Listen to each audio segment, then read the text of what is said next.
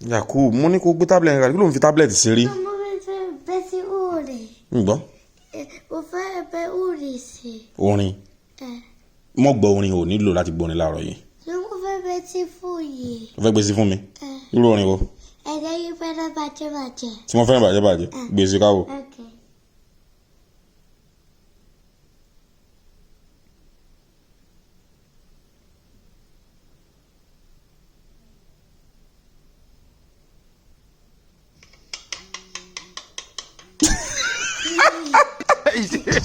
Isaka.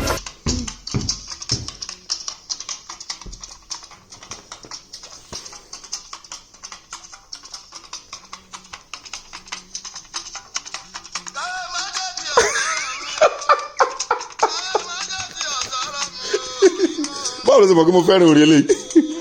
Báwo ló ṣe mọ̀ kí mo fẹ́ràn rẹ̀? Torí mo ti rí tí ó ti bẹ́ sí mi láfẹ́. Orin tí mo gbé sí ń gbà kan.